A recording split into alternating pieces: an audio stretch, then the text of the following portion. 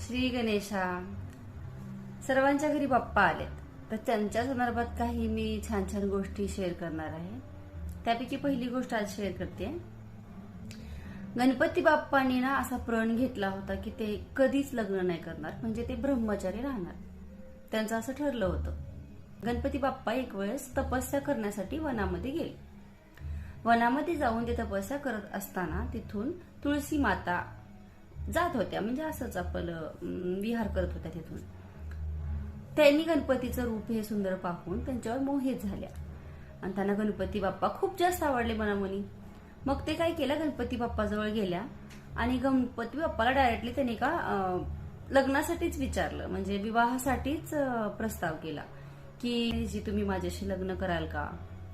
त्यावर गणपती बाप्पांनी त्यांना उत्तर दिलं की नाही देवी, मी जन्म ब्रह्मचारी राहायचं ठरवले, तर मी लग्न नाही करू शकत, असं बाप्पा बोलले. परंतु एखाद्या मुलीला, कुठलीही स्त्री असू दे, त्यांना कसं नकार नाही आवडत.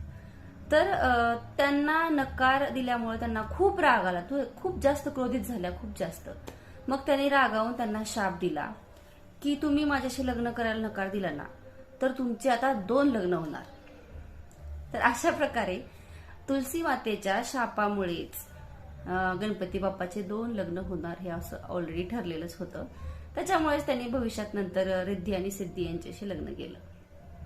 तर अशी स्टोरी आहे. अजून असंही म्हणलं जातं की आपण त्यांच्या पूजेला, गणपतीला कधीच तुळशी वाहत नाही, याचे हेच कारण आहे एक. दुसरी गोष्ट म्हणजे त्याच्या विरोधात त्यांनी तसा शाप दिल्यानंतर गणपती बाप्पाने पण तुळशी मातेला शाप दिला की तुझी पूजा ही फक्त आणि फक्त सणावारातच होणार, म्हणजे तुला देवी म्हणून स्थान नाही भेटणार. म्हणजे आपण असं तुळशीचं मातेचं कधी मंदिर नाही पाहत ना, जसं आई अंबा भवानीचं आहे वगैरे, तसं तुळशी मातेचं मंदिर नसतं.